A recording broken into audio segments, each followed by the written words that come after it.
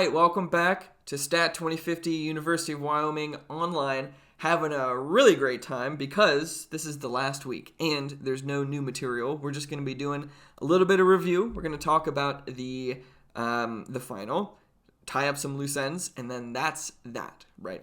So before, of course, we get into it, we got to talk about the album of the week.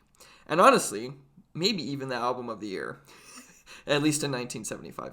So, still crazy after all these years. Paul Simon. Oh, Lord Almighty. Too good. Too good. So, the title track, which is also the first track on this, Still Crazy After All These Years, is just something else. Like, musically, I think it's perfect. And then lyrically, it's wonderful. And then Paul Simon is Paul Simon, you just can't really get any better than that, I think.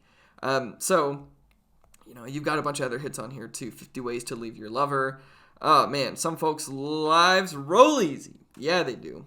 And yours will too after this class. So just look at him. Paul Simon. He's just having a great time. Out on a fire exit. Okay. Cool. I'm glad that you liked the albums of the week. I love sharing music. I love all of this.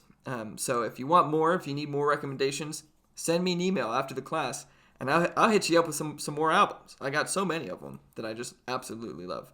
So, with all that being said, let's talk about the final. Okay, cool. So, what's going to be on it? What are we expecting? Well, I'll just tell you. There's going to be 6 questions. 1, 2, 3, 4, 5, 6. You got very much similar to the last 2 tests, where you have the big questions, and then within it, there's going to be a couple other questions, right? So more or less, that's there so you can get as many points as possible, even if you don't know what you're doing, which you all do, which is great. But if you do miss the mark in some kind of way, you still get points, especially here. You get it, right? So with these true-false questions, that's going to be the first question. Trues are easy, right? You just say that it's true. But falses, statements that are false, you have to correct to be true. And that's where you get essentially half the points if it's already false, right? So a few of y'all missed that on this past test, which is fine. But don't just put true or false. You do have to put a statement to make it true if it is false, okay? So we've got that. And even if, you answer false and then your statement is, maybe a little bit off the mark, you'll still get points for getting this part right. And then if it's true, right, you could still say, okay, this might not be totally true in this instance, and then you'll get points, right? So as far as, all the points available, if you were to put statements for everything and back up what you say, I think you'll be good, right? Okay, same thing here with question number 2, the general research design. It's very much open-ended, and it's going to be involving these things here too, and I'll let you read that on your own.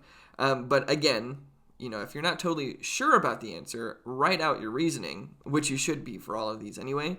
But if you're not sure, write it out and you'll get points, because I care more or less about the process and your logic rather than, the perfect answer. So that's super similar to what we've been dealing with on the past tests, so no biggie.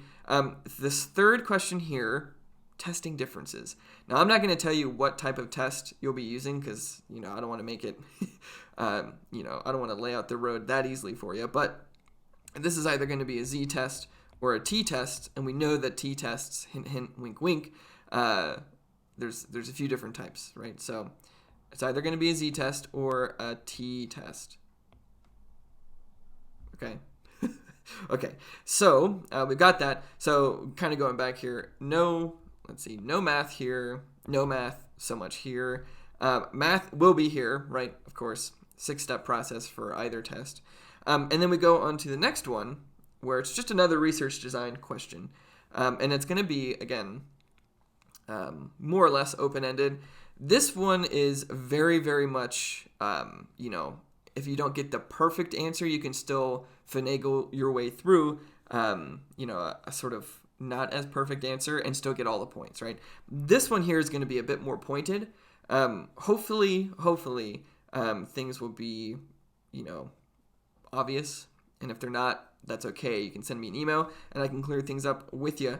But this is going to be a bit more pointed. So you can still, and I encourage you, and you're required to, but you can state your logic for each question and get points even if it's not totally on the mark. So that's the same as always. Not a whole lot of math here. Let me think. No math. There's no math on this, which is sweet. And then confidence interval calculations. This is all math. However, you're going to be given a lot of the stuff. So you're going to be giving your statistic that you're testing. You're going to be given the standard error and the test statistic. You just got to find these critical values, right? And that'll be different in each scenario that I give. Also, if you feel like it's not necessary, as in you find that the p-value is greater than alpha, right? So there's no statistically significant difference, then most of the time it's okay to not even report a confidence interval, because what's the point, right? And I mentioned that in the instructions too, so you can kind of have that as your base there. But if you feel like it's not necessary, or not even feel like, because I know that I feel like nothing is really necessary. But if the p-value that you find is greater than alpha, then that means that it's not necessary, right? And then that's that, right? So I think there's 3 or 4 confidence intervals that you have to calculate. There may be 1 or 2 or some number that are not necessary, right? So keep that in mind. And that'll be in the instructions too, so you don't have to remember that all up until Thursday. And then the last one is going to be regression / ANOVA. I'm not going to tell you which one because I want you to be prepared for both. But there will be at least one of each on there. Maybe. So anyway, that's that. That's what's going to be on the test. So let's see. Logic, a little bit of math, logic, a little bit of math, and then, also a little bit of math. And these, maybe. So with all of that, if you still need more information or you want more information, let me know, and I can clear some things up with you. I don't know the number of points. Oh, that's another thing. So I don't know the number of points this is out of yet. Actually, maybe I do. Hold on. All right. It's out of 158 points, but just because it's out of 158 points doesn't mean that goes into the total, final points. It's just the percentage that you get on the test is what contributes to your overall grade, not the number of points that you get. So everything is still weighted properly. The participation is 15%, homeworks are 25%, and then hold on.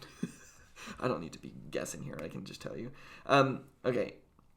Yeah, so the homework is 25% still. Participation is 15%. Both exams are 40%, so 20 each. And then the final is also 20, right? So everything is still weighted properly. Just the points are a little bit different. So it's all about the percentages that you get and not so much the other points. Okay, with that, I'm going to pause the video and we'll move on to some loose ends. All right, see you there.